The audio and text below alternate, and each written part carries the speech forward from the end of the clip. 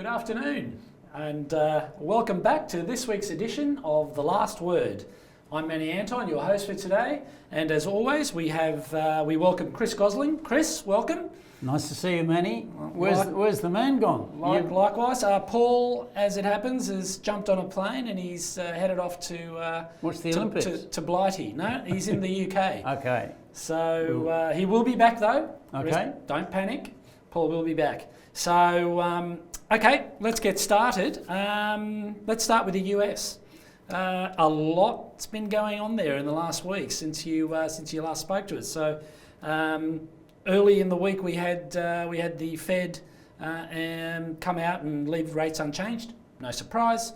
Powell made some comments after that, I believe, that pretty much locked in a rate cut for September, and everything was hunky-dory. And then all of a sudden, we wake up this morning and there are fears of recession.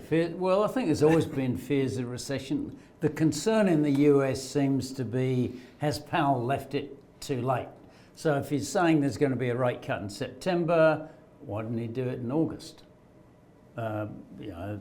Is he leaving it too long? Because everything's finely balanced. And it's the same here, by the way. The balance between you've got enough growth, you're trying to curb inflation. Inflation's coming down, but it's stickier, particularly here, than it should be.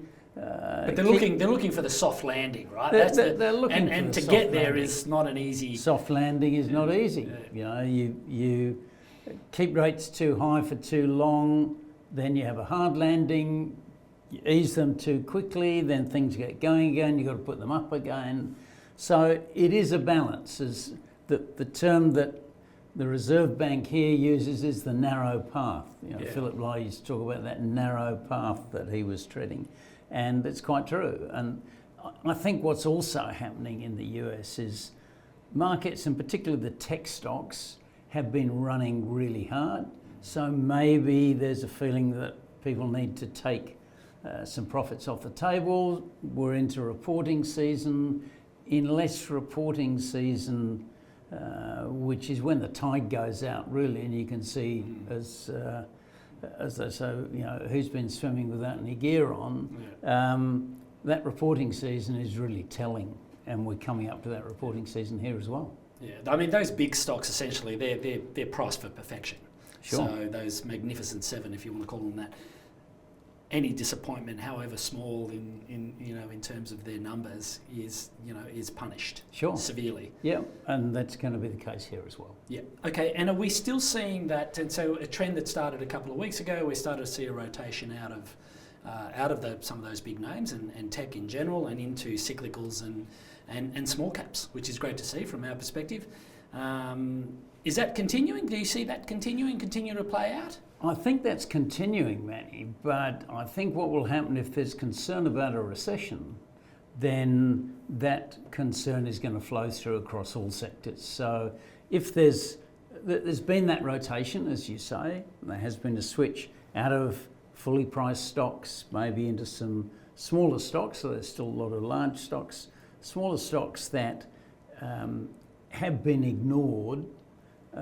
The risk is that if the recession becomes the problem, rather than just markets being overpriced and being rotation, then that's going to affect everything. Yeah, okay. I would also point out we did see US 10-year yields last night drop below 4%. So, sure. Well, I think the indication is the Fed's going to cut rates in September. I mean, that's pretty much locked in. Yeah. It's 100%, I think. They're certainly the traders on some of those measuring tools that we look at, they're factoring in 100% probability of a rate cut. So if you don't get it, I'm sure we will, but if you don't get it, there'll be hell to pay. But then there's that question, well, if it's locked in for September, why not do it now? Why wait? Because you say yields that have dropped in the market, why not get official rates down as well? Okay, that's fantastic. And all right, well, let's move on to perhaps more domestic matters. Now, we've had an interesting week here as well. So we had the RBA. There was much concern about the possibility that our central bank would potentially raise rates. And of course, and we had a CPI number for June come out the other day, and lo and behold, it wasn't as punchy as perhaps what some were looking for, and they thought, well, that's actually a pretty good number. Inflation is sticky here, but it hasn't gone up.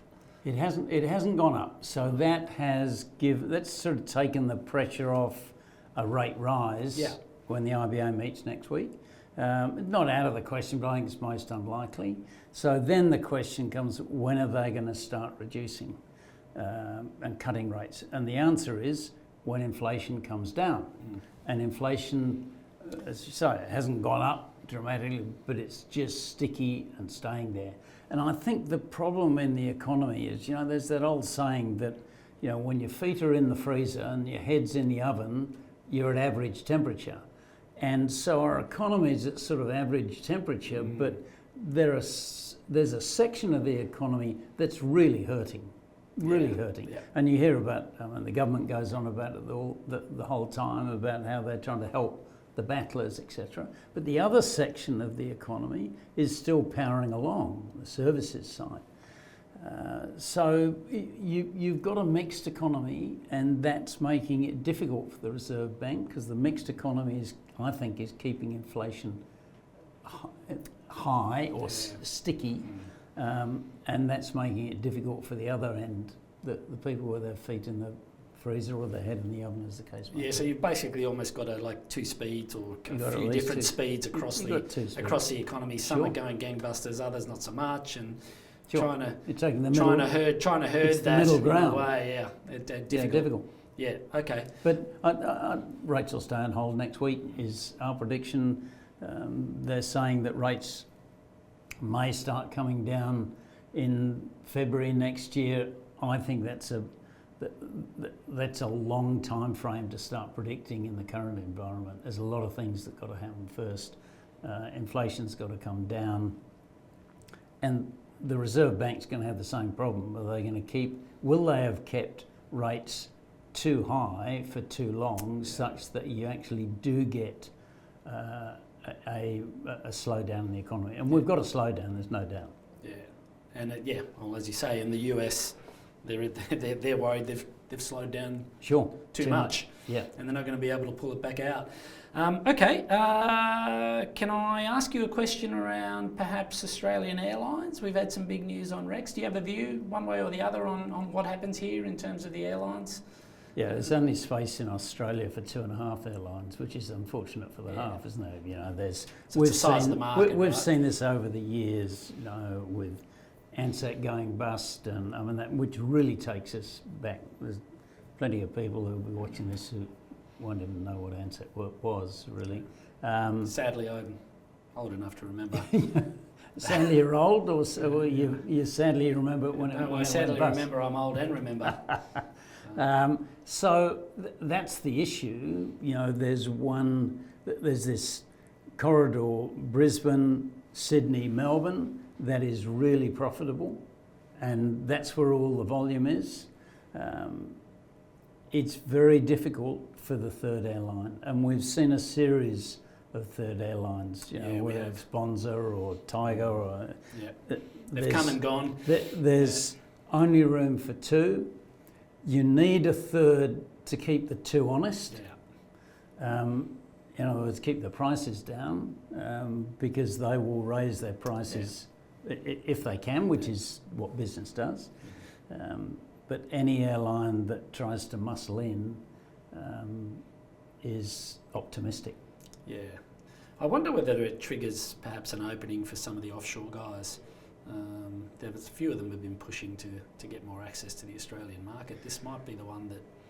But domestically they've tried that. They've tried that domestically. It's the international side. The international airlines are longing to get in if there are slots available at the airports. Yeah.